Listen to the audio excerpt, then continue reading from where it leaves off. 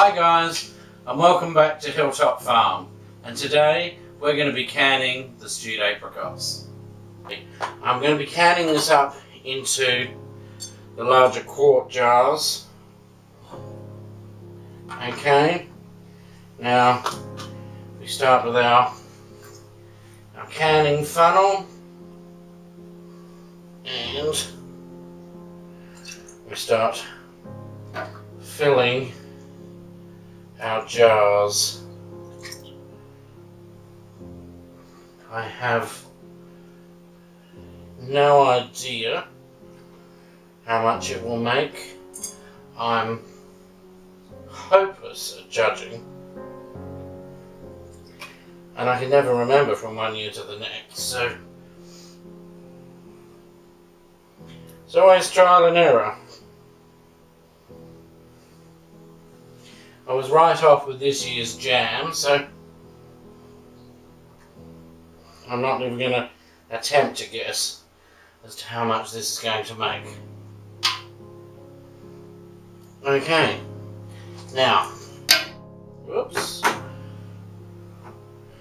did break a jar. Now,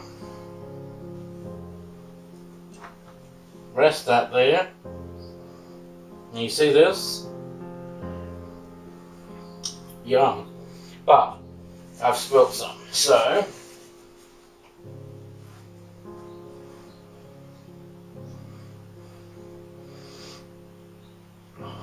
run around the top of the jar with our paper towel and vinegar. Now our lids have been soaking in very hot water. I think it's supposed to soften the seal. I'm not 100% sure, but I think that's what happens. Okay, first one for the canner.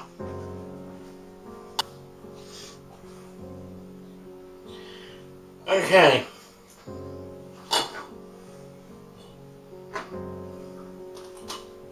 Now, let's try again with another one.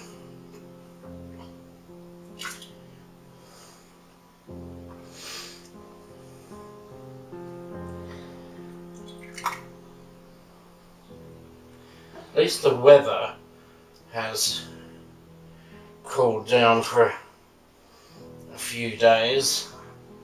I mean, it's still hot enough to have the air conditioning on, but it's not so hot you can fry an egg on the roof of the car. But it certainly makes life easy, or easier, for canning and stewing fruit and this kind of thing. Okay.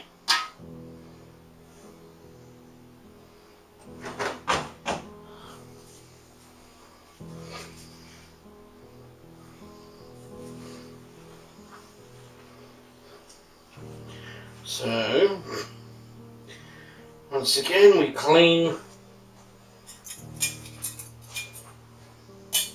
the rim, put on a lid, go to finger tight, and then into the canner. Okay, and we'll be back when I've got all this in jars in the canner. Okay. So that's 6 quarts we got. That's not too bad at all. Now, put the vinegar in as always to stop the jars from clouding. Now, I have to wait for this to come to a rolling boil. Once it's at a rolling boil, because they're large jars, they need to be processed for 25 minutes. And obviously, we're doing it the water bath method. Okay, we shall be back when these are finished in the canner. Okay, so our canner has finished processing for 25 minutes. It is time to line these babies up.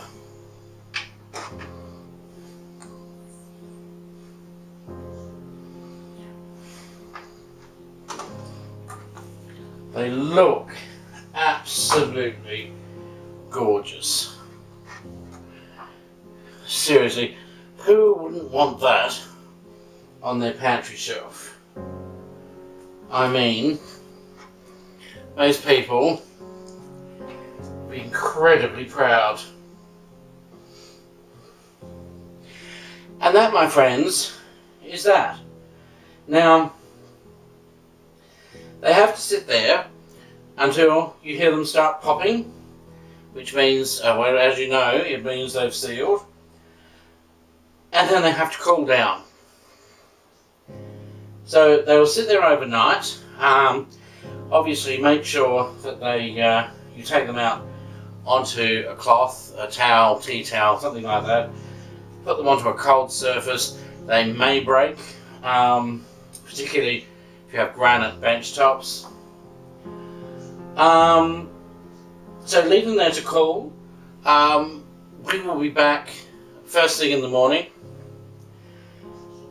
and I will show you how we check the seals, clean them up, and label them for the pantry. Okay, we'll be back in the morning. Now, I've left these overnight to cool, and they all seem to have sealed. Now, you can tell by removing this that this has obviously leaked during processing. It's all sticky. But the seals are intact.